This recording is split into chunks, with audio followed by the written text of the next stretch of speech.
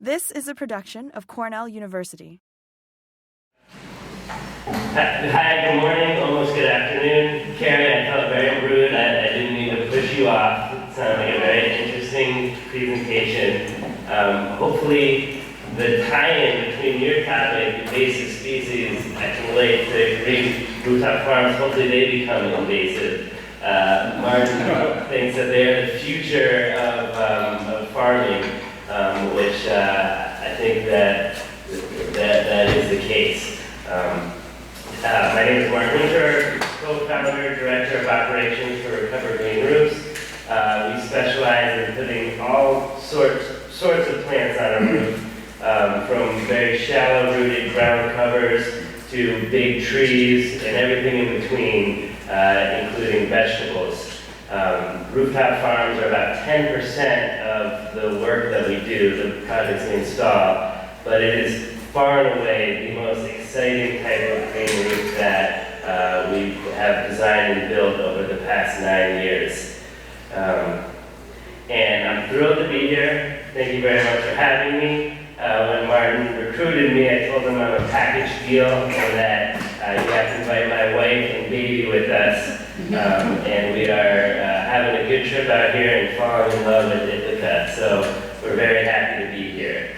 I've followed an unlikely career path to be here today. In college, I studied writing and studio arts, which may or may not have prepared me for 5 years in the beer industry before I left to go to business school where I got my MBA.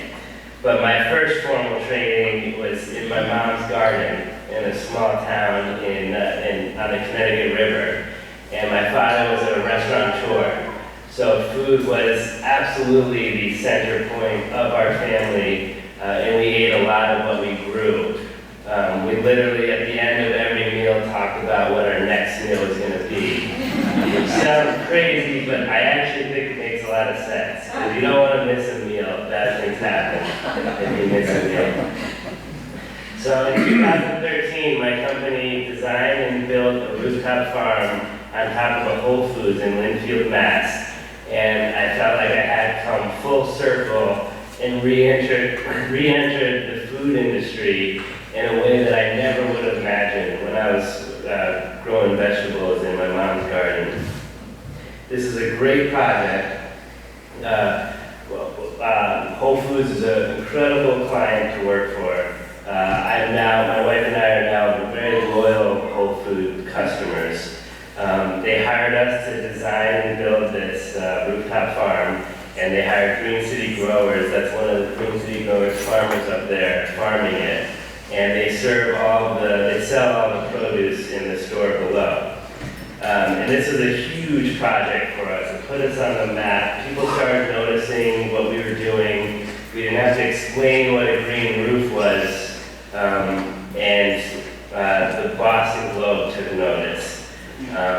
They wrote an article about this, and I did 2 hour-and-a-half long interviews with them on the phone, and I was very happy with all the answers that I gave about rooftop farming. Talked about fresh, local, organic, supporting the local economy, hiring these 2 small companies. You get all the benefits from green roofs, which is stormwater management, habitat creation, air filtration, and I talked about how great Whole Foods was and what a great client they were.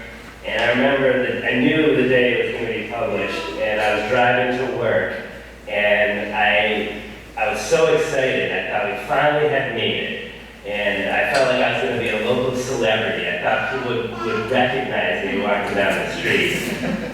But when I walked into the office, literally nobody would look at me.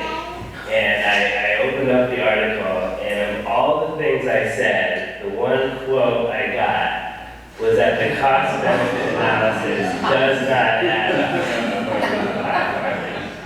And my business partner was furious. Green City Growers hated me, and I felt like I was the enemy of rooftop farming. Luckily, I did not kill the rooftop farming industry, and we have since built 4 rooftop farms And it seems like every single phone call we get is a customer interested in growing vegetables on their roof. And so I wonder, considering how challenging and expensive and difficult it is to grow food on a roof, I wonder why on earth anybody would want to grow vegetables on their roof. I have 45 minutes. We're going to end at 12:30. I like to stay on time, so I have 35 minutes left. I have about 15 to 20 slides. My last slide is a video that I was going to quote from, but when I was reviewing it this morning, I thought, wow, this is a 10-minute video, and it does a great job of answering these questions, has some great interviews, and I'm going to try to get there and play it for you, but if we don't get there, I can try to give it a synopsis. This is Marco Suarez. And Marco Suarez was the head chef of the Ledge Kitchen and Drinks in Boston, which was a new restaurant started by 3 men from the construction industry who had no idea about how to run a restaurant. But they did hire Marco, who was a passionate chef, and he believed in trying to get the freshest ingredients. He was very proud of what he was cooking, and he believed that food was better with fresh ingredients. He heard about Eagle Street Rooftop Farm, which was one of the first rooftop farms in the U.S. in Brooklyn. And one night, all the stars aligned. Back in 2010, my business partner was out at some kind of event at a bar, and he was introduced to Marco. And Marco was so excited to meet a company that actually built these. This is our first rooftop farm. We built green roofs. Rooftop farm is a type of a green roof. And he doggedly pursued the owners until they finally acquiesced and agreed to hire us to build a rooftop farm on top of their restaurant. And suddenly, my business partner and I, Recover Green Roofs, were right in the middle of the urban ag movement, which has been incredibly exciting and an unexpected development since we started our company. This was one of our first projects, and we were so concerned about the loading capacity. We worked with the structural engineer, the waterproofing. We got the roof re-waterproofed to make sure there weren't any leaks. We were concerned about non-toxic materials, knowing that we were going to be growing edibles up there. We didn't think too much about building codes. And we didn't even think about applying for a permit, which is fortuitous because we probably wouldn't have gotten a permit and this project never would have been built. But we didn't think at all about safety. My business partner and I are somewhat fearless and never looked over the edge of the roof or worried about falling off of it until we heard that the mayor's office heard about this project and wanted to come see it.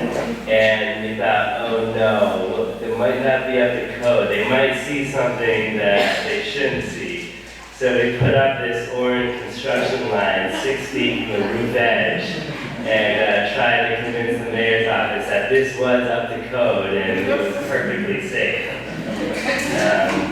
But yeah, this was a guerrilla rooftop farm and never got permitted, and I think luckily we got away with it. The mayor's office was actually great.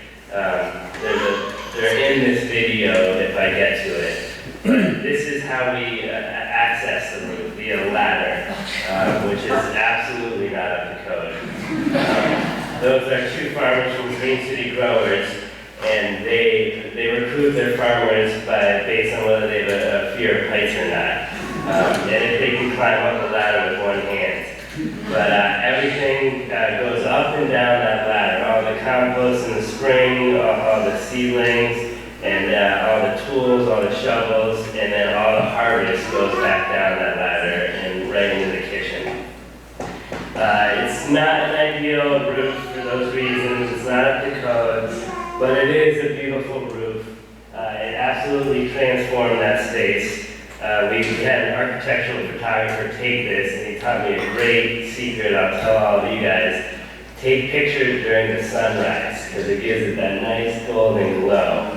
And this project is what led to our Whole Foods project, which is what put us on the map. I have to introduce Annie Novak and Ben Flanner, who were part of the founding team of Eagle Street's Rooftop Farms. Has anybody heard of Eagle Street's? One person? Two people? Great. It's an incredibly exciting project. It was built back in 2009. The building owners financed the building. They worked with a New York City green roof company called Good Green, and they got the help of Annie and Ben and a volunteer crew to build this roof. And it's an incredibly successful project in that it generated an incredible amount of excitement, including with Marco Suarez, the chef who hired us. But because it was financed by the building owner, they had a lot of wiggle room to experiment with what they were growing up there, how to distribute the food, and they slowly started focusing their efforts on educational programming.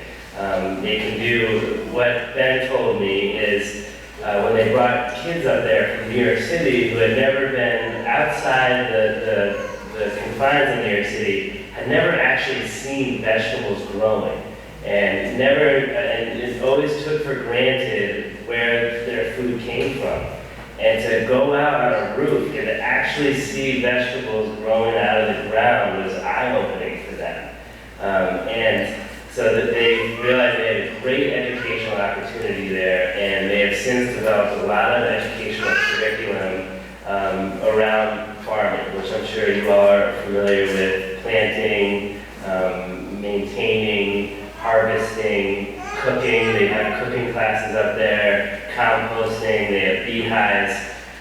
But at the end of the year, Ben Flanner wanted to prove that the cost-benefit analysis can add up. He was less interested in the educational programming, and he wanted to say, this is a viable business model. I believe in it. And he went out and he found this roof, and sure enough, he was able to put together a profitable business model. They have some things that, oh, by the way, I forgot to mention, when my quote came out in the Boston Globe about the cost-benefit analysis not adding up, that's true. We were paid for, the initial investment was paid for out of the Whole Foods marketing budget. And the revenue that they make selling the produce in the store below barely pays for the farming of Green City growers' costs. So it's not a profitable business model for them. A big difference with the Brooklyn Range is they benefit from economies of scale. This is a full acre roof. The Whole Foods was less than half of that size. But he also was able to take advantage of volunteer labor. This rooftop farm gave people the chance to farm, which they never had that chance to do it before anywhere in the New York City area. And so people were happy to do this for free. And they effectively were able to get a team of volunteer laborers to farm it and keep their costs down. And they also have a great market. A lot of farmers markets that they self-distribute to, a lot of local restaurants. Brooklyn has every other restaurant serves local food, and they also have a vibrant CSA program. But Ben Flanner realized that in and of itself, just the revenue from selling their vegetables still wasn't enough to help them make profit. But they realized that they had more value than just the produce itself. And what they had was an incredible space. And this picture, I pulled this off of Google. I didn't take this picture myself. But I think this picture in itself might answer the question, why on earth grow vegetables on a roof? And it's the space. When you're in the city, in New York especially, you're really stuck inside a lot. And there's not a lot of open air, fresh air to enjoy the environment. And a bare roof is a fairly unhospitable place. A black roof gets up to 160 degrees in the summer. And it's just not a comfortable place to sit and eat. But when you put down a farm on it, it brings that ambient air temperature down to a much more hospitable level. And it creates this beautiful open air urban oasis, which you don't have very much of in cities. And as our cities grow, and they are all projected to double in the next couple of decades, all those buildings are taking up all the green open space. And so what's left is a lot of roof space. And how can you transform that roof space and make it into a place to enjoy like this? And they're able to sell these tickets. When Ben told me about these food-to-table dinners, this was 3 or 4 years ago, he told me they were selling those seats for $75 a piece.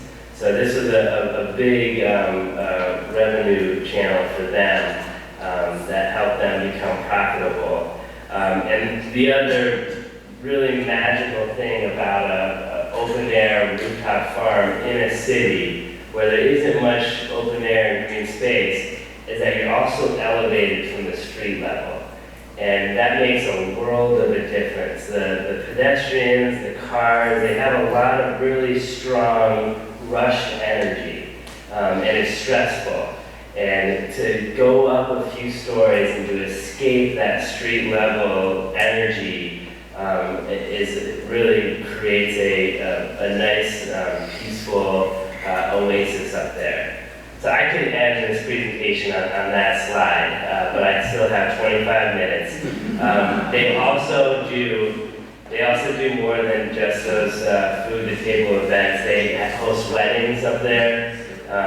That's Michael Bloomberg up there. They got big funding from the Department of Environmental Protection because it's a way to manage stormwater, which is incredibly expensive for cities to do, especially when it's very hard to build any infrastructure under their streets to manage all the stormwater.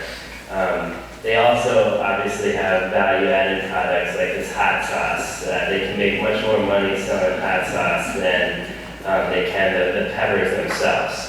One other picture I don't have up here are t-shirts. They make a lot of money selling t-shirts.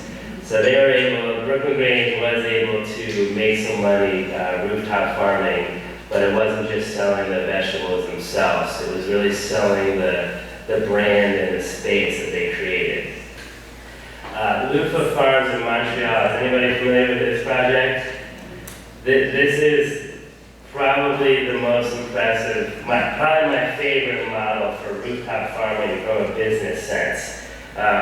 This was founded by Mohammed Haig, who's Lebanese, where farming is very personal to him because it's very hard to farm in Lebanon. And he told me that he understands the importance of feeding populations.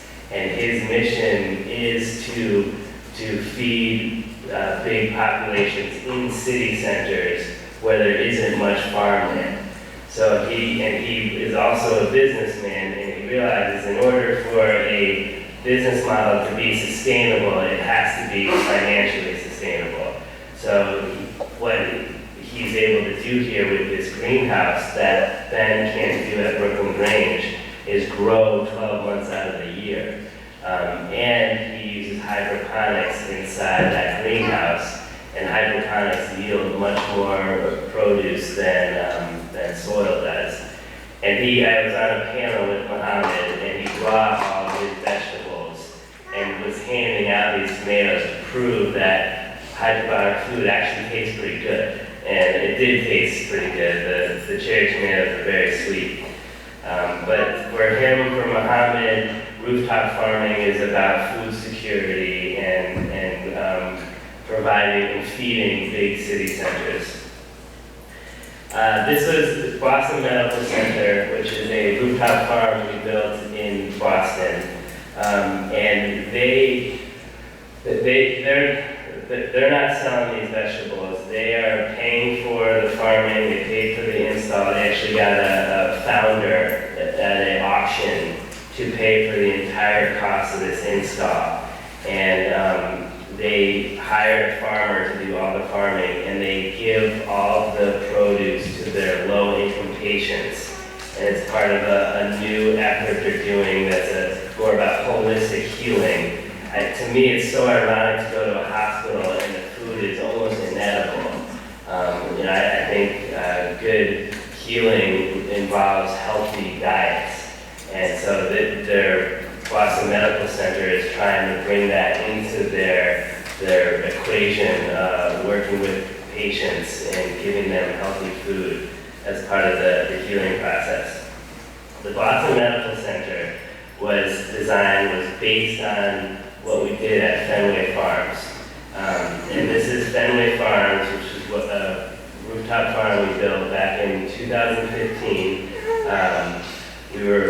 We were ready on opening day, which was April 13th. I'll never forget that day. And a week before, there was snow on that roof. So we had to do a lot to get those vegetables planted in time. But their original interest in rooftop farming was to show their commitment to sustainability. That's Fenway first reached out to us. They said, hey, this is a great way to show our fans that we care about the environment. And then Linda Henry, does anybody know who Linda Henry is? She's the owner's wife. That's right. She is the owner's wife, John Henry. And she is a urban agricultural supporter. And she wanted to grow vegetables somewhere at Fenway Park. And she heard about the projects we were working on. We were originally going to make this one of those sedum extensive, which is more about stormwater management. And she said, you can't eat sedum. Let's put food up there that you can eat.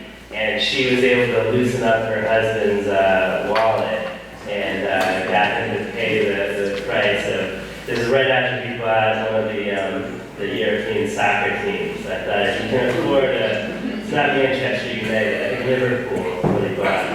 If you can afford a Liverpool soccer team, you can afford to put a rooftop farm on Fenway Park. And it was so successful that year 2, they extended Fenway Farm onto the next roof. You guys see the difference there? That was 2015, and that was 2016. And what they realized is that farm really transformed that space and made it a beautiful space that people wanted to be out and enjoy it. So they created the second one that was occupiable. This first one isn't wheelchair accessible, so technically the public can't go out on it, but they wanted to allow the public to go out there to enjoy that open air urban oasis, and they made this, they call this the Stretch Deck back there. Can you see that enough? Right there? After they built this, the Huffington Post rated this the #1 secret spot in Boston to go visit. And it just shows what a magical space a roof can be, elevated from the city with beautiful views. This was the farm before we installed it. So you can see it, those plants really transformed that space. What an underutilized space. And you can see there on the right, that's where all the fans go. The stadium is on the far right. You can see the lights here from the stadium. But these are where all the food concession stands are. So you can see a lot of people have visible access to that roof. And Fenway would much rather have this beautiful food, vegetable production farm than just a black, underutilized waterproof membrane. And interestingly, this is incredible to me. They give daily tours, 7 days a week, every hour, a limit of 50 people per tour. Every tour is sold out, and they do it 365 days a year. It's incredible. And the Fenway Farms is the #1 stop on the tour. People come out, they're not expecting to see these vegetables, and it's just jaw-dropping when you're not expecting to see this and to see it. And I think it leaves room for exploration and discovery, and for seeing things that you're not expecting to see. And I think that people really are impressed by that. Biophilia, I think is the term. People are attracted to plants, and this is one example of that. I would be remiss not to talk about Green City Growers. That's Jessie Van Hazel on the left. She owns and runs Green City Growers. And that's Ron Abel on the right. He's the executive chef at Fenway Farms. This would not work without those two companies, without those two organizations. Farming is incredibly hard, as I'm sure you all know. It takes commitment and patience, and Green City Growers is a dedicated farming staff to do all that farming. Without them, this wouldn't be successful. And then Ron Abel plays a critical role because he has the challenge of actually cooking this food. And he is at the mercy of the weather and the harvest, and he has to adjust his menu to whatever is in season and is being harvested. And that requires him to be creative and flexible. And he can't just go in and do the same thing every single day. But that's what keeps him at Fenway. He told me he wouldn't want to go into a kitchen and cook the same thing every day. That would bore him. And this farm really excites his passion to be able to use his creativity and to work with the food that is being harvested. And he's a real poet, if you ever talk with him. He just talks about food and ingredients and what he can do with all these different vegetables. And it's doubly challenging for him. Not only does he have to juggle the season and the harvest, but he also has to juggle the Red Sox schedule. And when the team is on the road and he has a beautiful harvest, it's tough for him to take advantage of what is being harvested. Is that astroturf between the... It is astroturf, yes. It is astroturf, and the farmers love it. They take their shoes off up there and walk around barefoot and farm. I'm really glad that I came to the end of my presentation because this video is worth showing you guys. And we did set this up, and it is...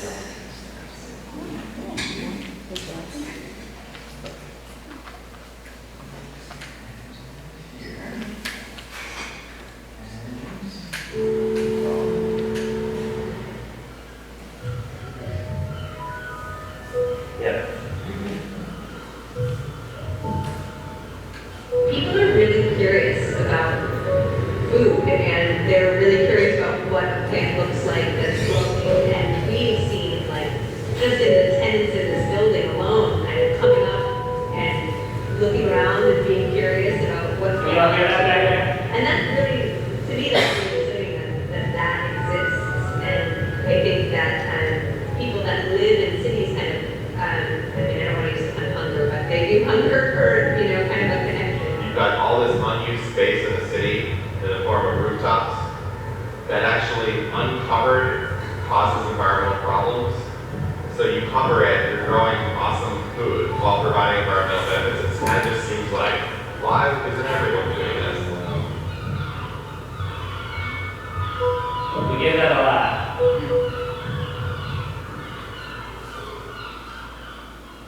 One of the exciting things about rooftops This is one of the guys who came to the ledge. roofs in general are wasted space in these cities. Whether it's a garden or whether it's a commercial farm, the idea that you can create this sort of second layer of greenery in a city on rooftops, not just at the ground level, I think is a very exciting idea aesthetically. Architects are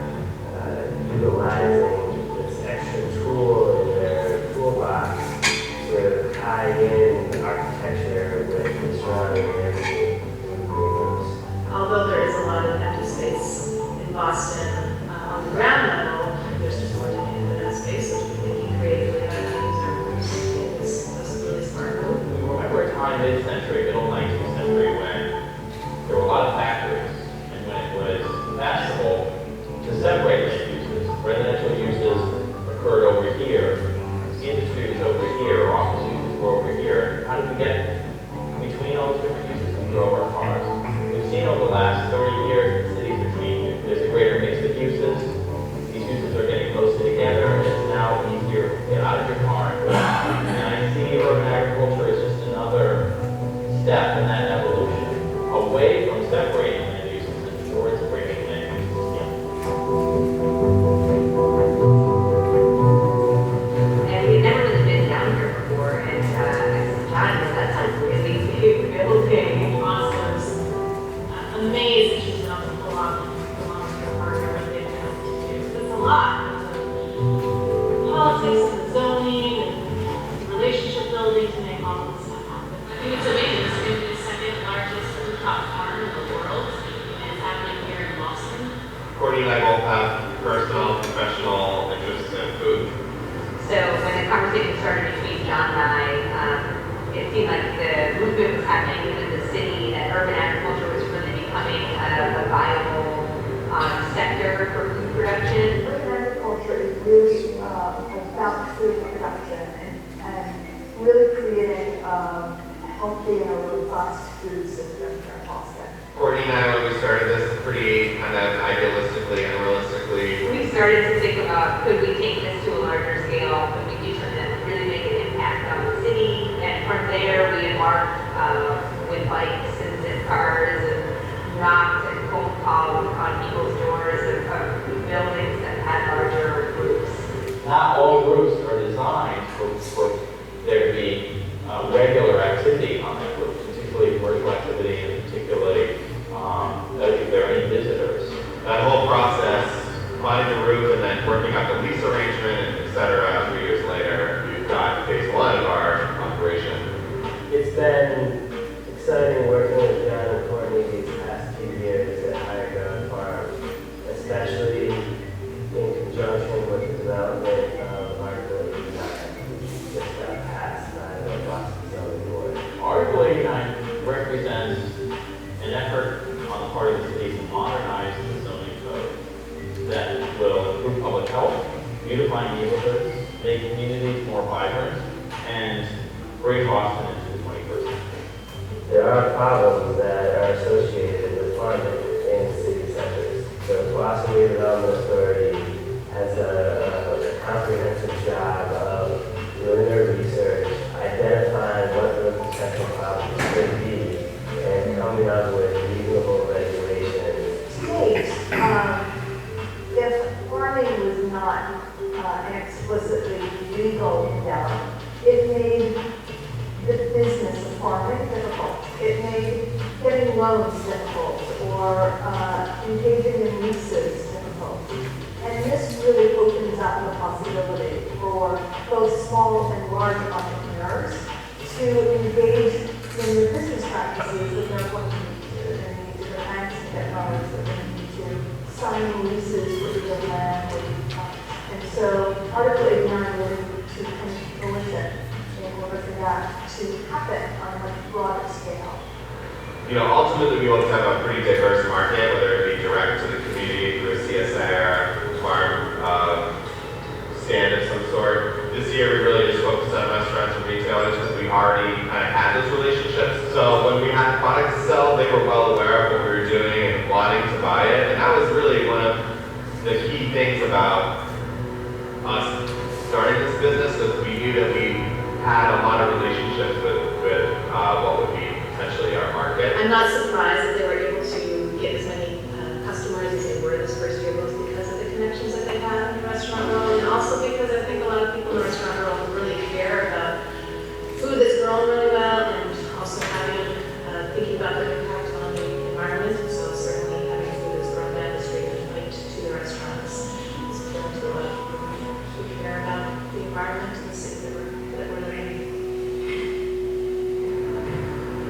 it's important to just be really efficient and organized. And right now, Courtney and I, we do all the work. We do occasionally have some volunteers come and help, but for the most part, we harvest, deliver, bag, wash, everything that's involved with getting the product to market. We do everything by bike delivery, which is great for a city like Boston. You know, it's not a huge place. What we do is we pack things into coolers, depending on the delivery. We both have racks in the front and backs of our bikes, and then we also have a trailer. Boston is a fairly small city. It takes me 10 minutes to get to the north end, 10 minutes to get to the south end. It can eat freshness, and I think the chefs are really excited about working with it. It's also not far for us to go back and forth a couple times if we have a big delivery day. We have a couple places right in the neighborhood that are literally less than 5 minutes to bike to. So the unique thing about a green root farm is that you're producing food, but then you're also providing environmental benefits. When you have a concentration of all those black rubber roofs and all that black asphalt in a city, you get what's called an urban heat island effect. So then at night, when it's actually cooled off because the sun's down, that heat radiates back out. It's also offering those insulating factors to the buildings. The building owner is paying less money, using less energy because their roof is cooler. Additionally, it's amazing, every green roof we build, we're soon accompanied by butterflies and bumblebees who love all those blossoming flowers. Nature seems to be in balance in some ways up here. Very excited about what we're doing here at Higher Ground Farm. It's great to get out here again. It's nice and dirty. We had a lot of big volunteer days early on. A lot of people returned for more than once or twice, so we must have been doing something right, that they're having an enriching experience to want to help. I'm dating one of the farmers. So it was a pretty easy transition from, Learning about them to what you know now. If there was no farm here, what the hell would there be? I figured that when I came, it would be, John Courtney's friend, but really it's people that have just heard about the farm and are just coming up here to participate because they're excited about it and excited about the potential of what a rooftop farm would bring to us. I took a lot of environmental science classes and got really interested in the idea of getting really efficient and trying to combine working and living space with growing space. And this is exactly the way that I see that happening. And I just think it's really fantastic that there's this opportunity right in the middle of Boston to get this done, and I'm really excited for this. And so I expect to see businesses flourish that are supporting farmers, supporting food production, perhaps even taking that food and adding value to it.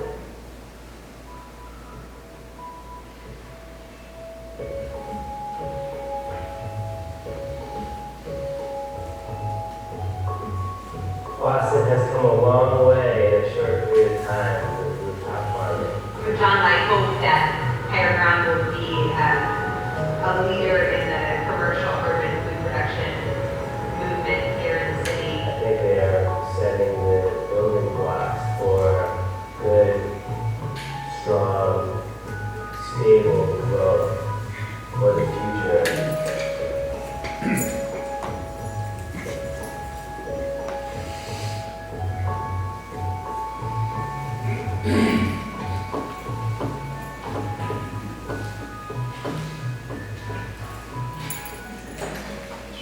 So the benefit of this video is they can do a lot of editing, which you can't do to my presentation. So,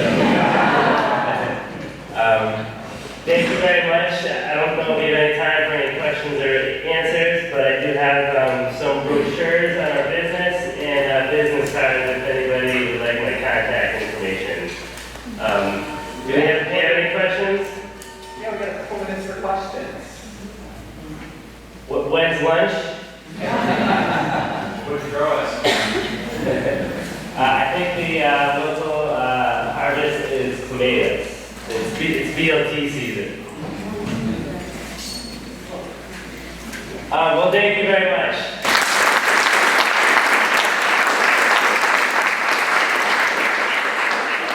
This has been a production of Cornell University.